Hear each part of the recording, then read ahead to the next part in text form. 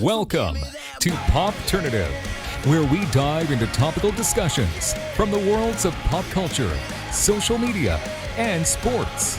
Here is your host, Peter Remoliotis, aka PD Beats. Hello and welcome to the Popternative Podcast. This is the podcast and talk show where we have digital discussions on the worlds of TV, film, pop culture, social media, sports, everything really depending on the guest. We talk about it all. As always, I'm your host, Peter Remoliotis, and social media, you know me as PD Beats. You will recognize my guest from a show on DC Universe and CW. You will recognize him as Rick Tyler, aka Hourman. We're with Cameron Gellman. Cam, Hey. welcome to Popternative, man. Thank you so much. Thank you for having me. I'm super happy to be here. No problem. I mean, it's pretty cool. I mean, there's only been 6 episodes so far of Stargirl, and there's a lot more to come. But I feel like, tonight. Yeah, episode 7 tonight. It's exciting. I feel like there's so much has happened already. Like, it's crazy. Yep, it's the pace is nuts. I think the first couple episodes were totally designed to make people think that it might be like a sweet, calm, slow show, and then like everything hits the fan in the second episode, and all of a sudden someone's in a coma, and you're like, oh, okay, cool. So like everything's gonna go wrong. And now we're here. Yeah, now we're episode 7's coming out tonight, which is Shiv Part 1. Meg DeLacy is so good in it and so scary with her dad, Dragon King. And episode 6, you saw us in our suits for the first time, which was crazy. I know. Yeah, man. And cool. We're gonna get into that, of course. But for you specifically, Cam, like when was like performing and acting and storytelling something? Like when did you decide that that's something you want to do? It's such a good question, and I always like tune in when other actors answer this, because I think it's amazing that some people are like, I was 4 and I just knew that it was my life's path, and I'm like, wow, that's amazing. I was an athlete.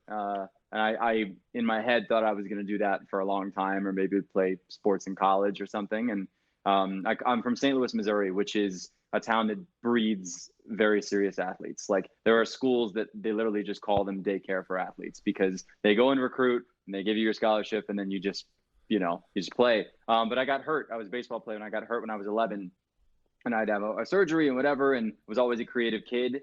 And so I just had time on my hands and joined this local art center called COCA, which is like the Center of Creative Arts in this dope part of my town. Took every class I could, and there was a woman there who saw me in like an acting class. It was like, you should maybe do this, and I wanted to. And one random step at a time, all of a sudden I was in LA, like doing it.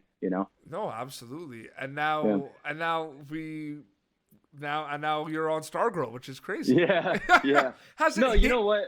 It's one of those things where I had a lot of ideas in my head when I started about what acting was and what the career would look like, and none of those were true, and I didn't enjoy it when I first started. Like, I was just auditioning constantly and didn't know how to balance the social life with dropping things for auditions. And only really in the last like 2 years, Heathers and then this show, have I been like, wow, this is what this career can feel like. You know what I mean? So what I'm trying to say is I wasn't in love with it at all when I started. And I've actually fallen in love more as I've been blessed to be given jobs. You know what I mean? For sure. I asked Hunter the same question. I mean, has it hit you that you are part of a show based on a DC comic? Like, has it sunk in yet, man? Yes and no, honestly. There are definitely moments that are like hit you like a Mack truck, where you're just like, I watch the show every week. With the whole cast. We have a big projector and screen in my backyard. And whenever you do that, it feels like being in a movie theater. And so when you do see yourself like kick a car at someone, you're like, oh, sick. Like, that's crazy, but I think we filmed a year ago, and we're in quarantine now. So like, it all feels like a different, like a distant dream, Yeah, no, honestly. Absolutely. And man, can we just talk about how good the show looks, man? Like the aesthetic it looks so good, dude.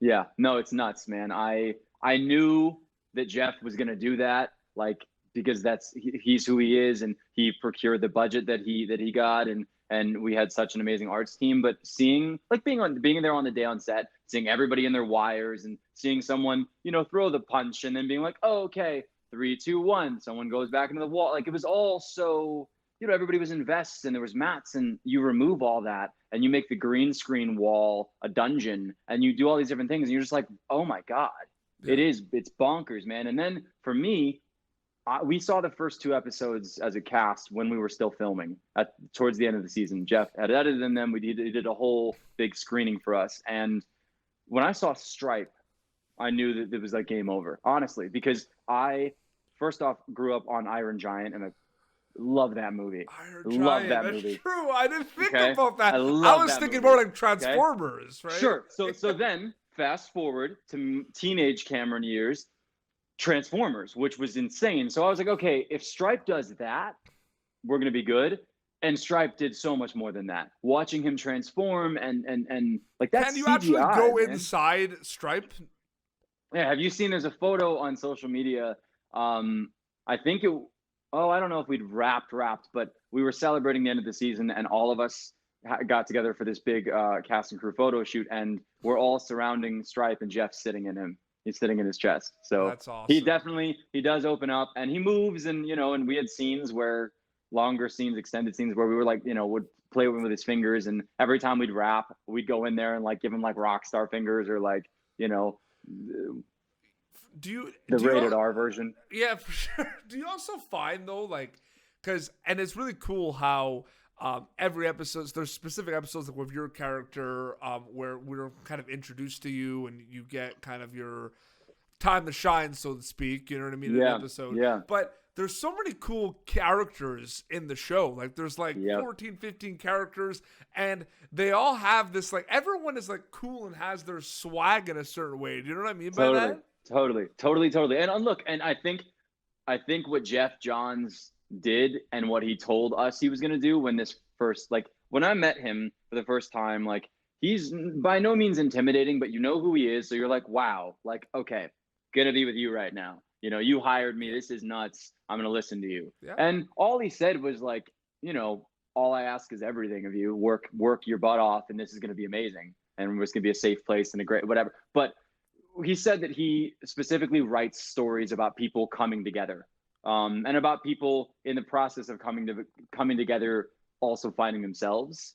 And so you talk about everybody having their swag, and it's like, maybe we don't when the show starts, but like the whole point is that as everybody realizes that the suit doesn't make the hero, like the hero makes the suit, and all these different things. And as we find friendship, like people find their swagger. And all of a sudden, tonight you've got Beth like dancing and grooving a little bit because she feels peppy, and it's like, wow, she has friends now. And you've got Yolanda like less concerned with her family being jerks because she doesn't need them anymore. You've got Rick having community. So yeah, you're starting to kind of understand what's going on, basically. Yeah, and you know how that is, man. It's like around good people, and when you have a tribe, you get a little, you get a little excited, you get a little vibey. I do have to say, you're like, I love all the characters, but by a landslide, my favorite character is Mike Duggan, played by Trey Romano. I do have to say, man, like, we talk about swag. I mean, the swag that character brings is insane. You know what I mean? No, forget that character. The swag that Trey Romano walks around. Trey Romano has the confidence of a 28-year-old billionaire CEO from Italy. And he's 12 years old. Or, I mean, it is the dude is from Atlanta or something, and like he just talks like he's got like a whole thing, and it's like he just lets you know, and you're just like, oh my god, like I'll come over to your house for meatballs anytime, Trey. And it's like, this is a question I didn't have a chance to ask over Stargirl, because like they brought it up when I talked about the cast, but specifically you look at like Luke Wilson and Amy Smart, who have just been an unbelievable films in the past. You know what I mean? Like I grew up with all their films. You know what I mean? Same. Like, what was that like working with them? Okay, so like Just Friends, right? Amy Smart. Just Friends? Okay. Are you a fan of that movie? It's like my favorite movie of all time. I need to tell you something. Because I actually, Fred Awanek, who came on my show, he played like the dentist who was friends with Ryder. We enacted a scene. That's so from funny. Just Friends, I'll like on my show, that. Basically. Dinkelman. So it's funny. Dinkel. He skis in his jeans. We like did that scene. You talked to him. You talked to Dinkelman. No, I talked to the guy. So there's a scene where he's like, you see him out there playing guitar. It's like he has 4 fingers. I can't compete with that guy. And his friend is just like, you can't compete. Yeah. So we did that, which was hilarious. Okay, but I love that movie. So Just Friends is Amy Smart for me, and then Old School, man, is Luke Wilson for me. I'm like, you my boy Blue, like come on, man, like. So working with both of them, you're like, oh, okay, cool. So this project's probably not going to disappear into thin air because they're attached to it, and you just go, wow, like these are two people that have been doing it, and there are definitely milestones in every career, and when you go from like student films and whatever it is you're doing out in Los Angeles to like a show where those are your number one and number two and number three in Breck, and it's like, oh, cool, like this is a good thing, For sure, absolutely. So I think I was just excited. Like Jeff kind of prepped me on that I was going to have a pretty fun ride with Luke the whole season, because he's like the last living link to my father, and I'm the last living link to like his dear friend that died, The chemistry between you two is fantastic too. Like the Thank on-screen you. chemistry Thank is you. really good. It's there for sure. Yeah. I mean, it's easy to have tension with him because he's a private guy. And so, like, of course, he's around like a bunch of like excited kids whose like careers are, he's like, I've done this, you know what I mean? So he was really cool, but I was always just very impressed by him because he'd go from being very low key, and he had he like requested, I think, just for whatever reason, to have like a mini chair. So all of us were in our cast chairs and he was like in a mini one, like in a little recliner. So like Luke goes from that Luke to like you're acting with him, and we're in that scene in 6 where he's scolding me, and you're just like, oh God, I knew you were good, but you're really intimidating, and I really need to like get it in gear here. And so I think there was a lot of respect that I had for him, and also just like he's a leader, man, and watching him like just decide that a scene could use a little juice or a little improv or a little whatever, like he made everything better. Well, you so, know, like as a fan of though, like the DC universe and like a fan of geek culture, like when you read, like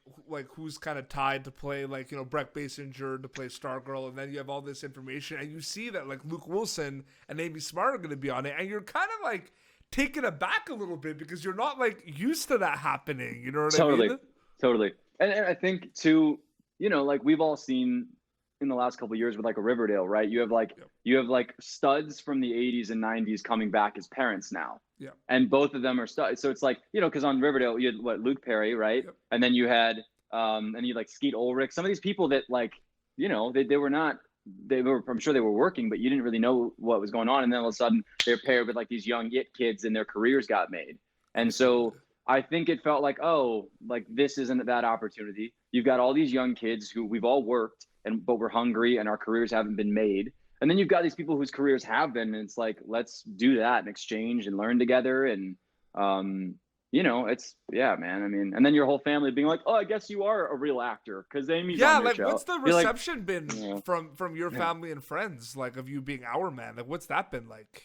Insane, I mean, it's a weird time, right? Like with quarantine, but like, what's the reception been like? It's been amazing, man.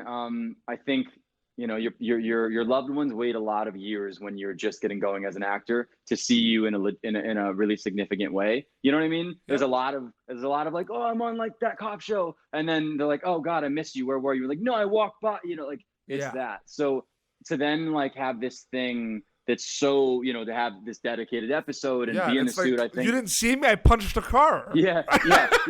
Go back, rewind.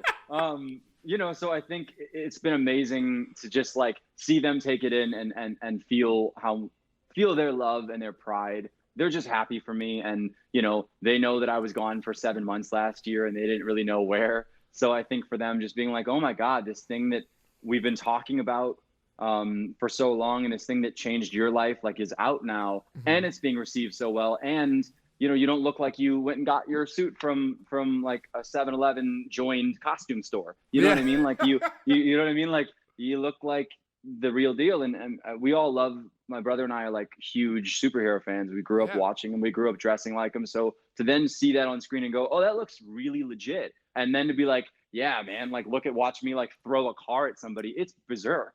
For sure, man. No, absolutely. Yeah.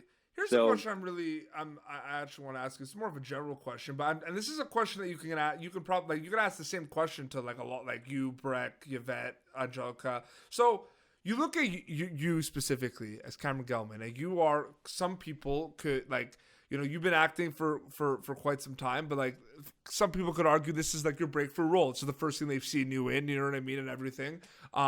And you know, you said Heathers as well, but like they see you in this, and you're like a young up and coming actor, and you're in a big show like this. There's gonna be a lot of people that are gonna look up to you and be like, wow, like I want to be in a show and be like Hourman type thing. But at the same time, you're young and kind of learning as you go as well. So you also have people that you look up to as well. So people Absolutely. are looking up to you, but at the same time, you're also looking up to people as well. Have you ever thought of that at all? Completely, man. It's like you're a middleman almost. Your whole life, aren't you? Until like the day, you know, the day you're born to the day you die, there's someone who's a moment behind you and a moment in front of you, you know, and especially in this career, because you at my age, 20 something, you go and book a show with the Luke Wilson, and then eventually, hopefully you're the Luke Wilson, and you go, oh, cool, I have this young kid who means well, but's a goofball and kind of an idiot, and I'm going to teach him, you know, and I don't personally believe that we make it anywhere significant in our lives without being on teams. You know what I mean? I have so many people that have essentially invented my career with me out of thin air. You get to LA and you're not established and no one cares. And so it's like, how do you create a thing over time where you do eventually get the show? And so like I had this whole team behind me, and then I have this team in my cast, and like and with Luke and with Amy and all these, and with Jeff Johns, these people that like believe in you, and your fans who like, you don't have a job if there's not people watching your show. So it really is like, you have to stop and take stock and go, wow, there are so many people pushing this thing forward for me. I'm going to be grateful for it, and I'm going to do the same for other people. You know what I mean? So for sure. yeah, I think, I mean, I'll tell you right now, like watching Luke mentor Trey was one of the sweetest things I've ever seen in my life. Like Trey's whole being, but also his comedic chops and his timing, and like it improved every single episode. And we knew why. Like Luke was really took him under his wing. Absolutely.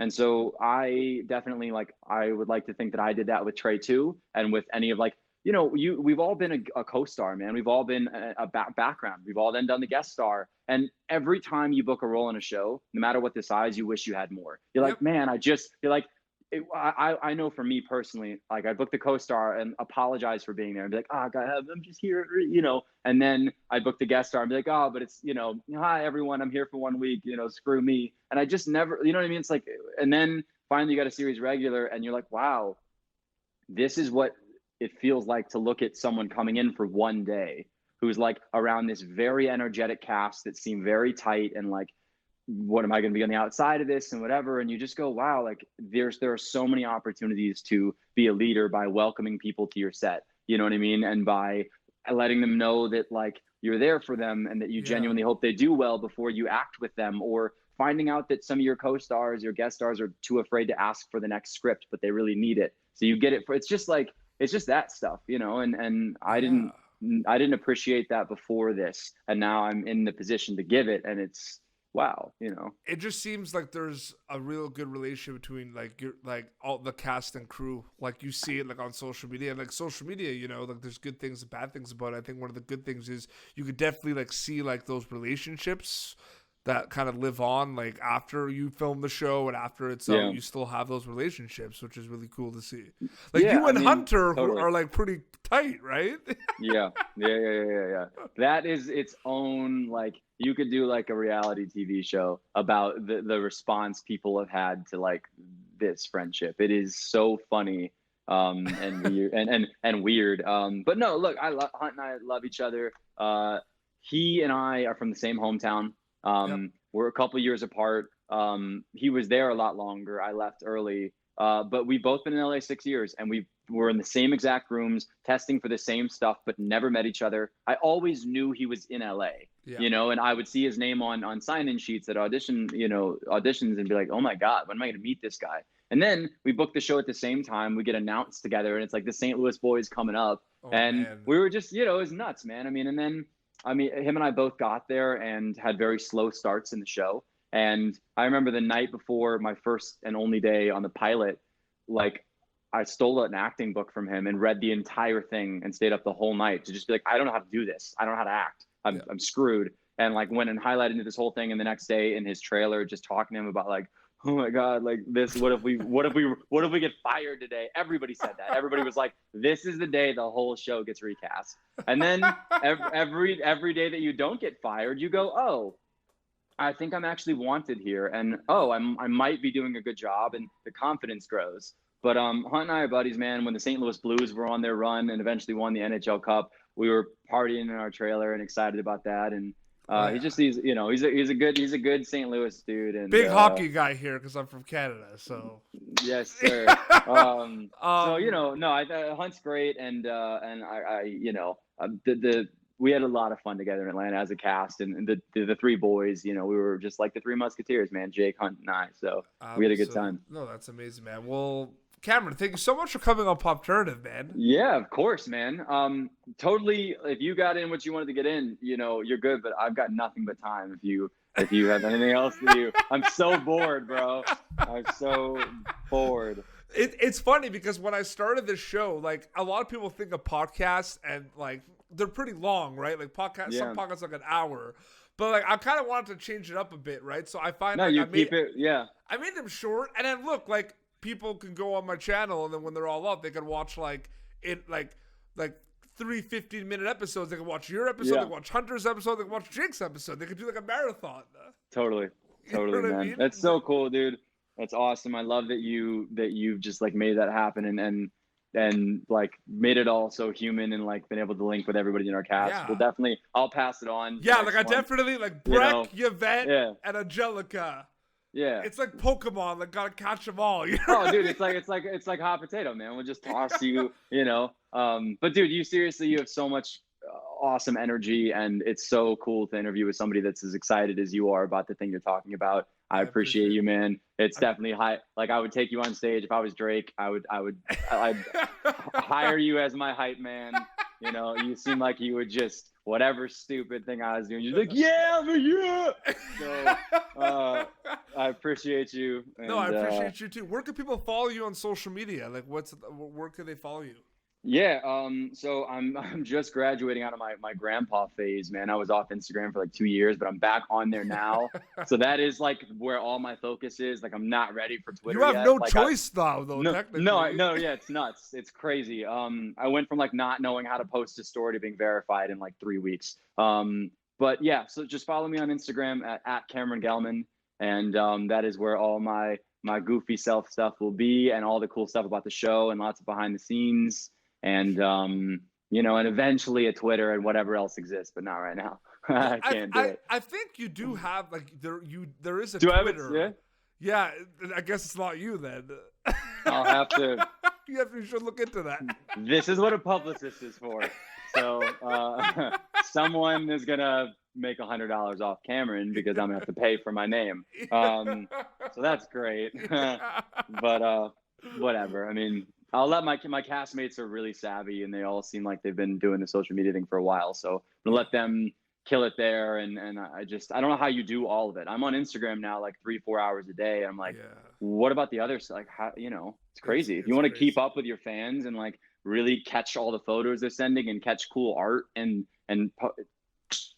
yeah, no, it's nuts, man. But seriously, congrats with the success of the show, man. It's awesome. Thank you. No problem. All right, brother. This has been Popternative, youtube.com/Popternative for previous episodes. And until next time, it's Cameron Gellman and PD Beats signing off. Thank you for tuning in to Popternative.